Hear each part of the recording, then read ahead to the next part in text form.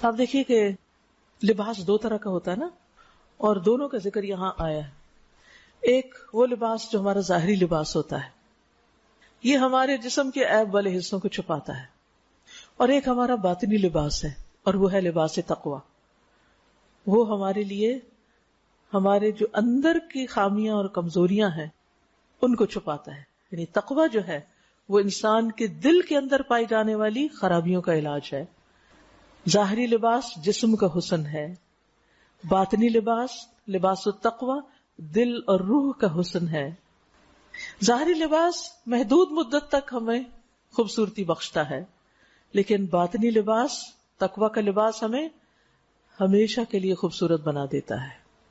اب ہم سوچیں کہ ہم ظاہری لباس کے لیے کتنا کچھ خرچ کرتے ہیں اور کتنی محنت کرتے ہیں، اور باطنی لباس تقوی کے لیے کیا کوششیں کرتے ہیں۔ ہم سب کو صرف ظاہری لباس پر ہی نہیں جانا چاہیے، بلکہ تقوی کے لباس کی فکر کرنی چاہیے، اپنے دلوں کو تقوی سے مزین کرنا چاہیے۔ اللہ کا ڈر، اللہ کی محبت، گناہوں سے نفرت۔ پھر فرمایا اتر جاؤ، تم ایک دوسرے کے دشمن ہو، اور تمہارے لیے ایک خاص مدت تک زمین ہی میں جائے قرار اور سامان زیست ہے، اور فرمایا وہیں تم کو جینا اور وہیں مرنا ہے، اور اسی میں سے تم آخر کار نکالے جاؤ گے۔ اے اولاد آدم، ہم نے تم پر لباس نازل کیا، کیوں؟ یواری سوآتکم، تاکہ تمہارے جسم کے قابل شرم حصوں کو ڈھانکے۔ یہ ہے لباس کا مقصد۔ لیکن اگر کوئی لباس پہن کے بھی ننگا رہے تو وہ لباس کا مقصد پورا نہیں کر رہا جو اللہ سبحانہ وتعالیٰ نے اپنی اس کتاب میں بتا دیا۔ مردوں کے لیے بھی اپنے قابل شرم حصوں کو چھپانا لازم ہے، لیکن خصوصاً عورتوں کے لیے ستر والا لباس نہایت ضروری ہے۔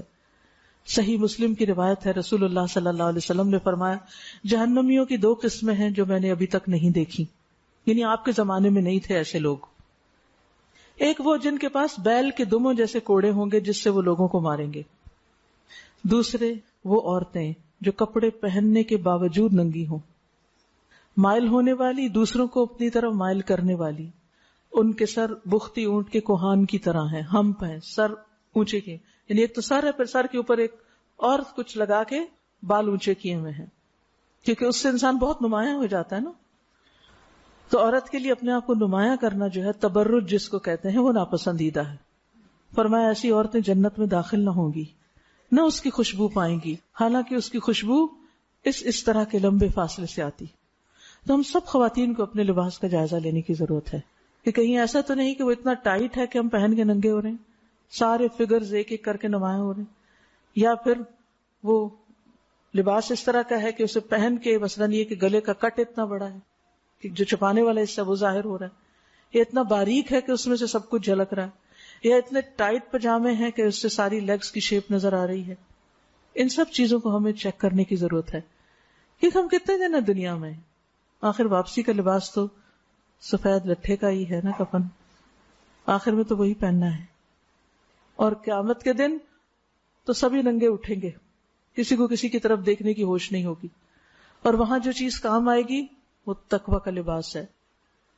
تو لباس کی دو غرض یہاں بتائی گئی ہیں کہ تمہارے جسم کے قابل شرم حصوں کو ڈھانکے، اور تمہارے لیے جسم کی حفاظت اور زینت کا ذریعہ بھی ہو، اور بہترین لباس تقوی کا لباس ہے۔ یہ اللہ کی نشانیوں میں سے ایک نشانی ہے، شاید کہ لوگ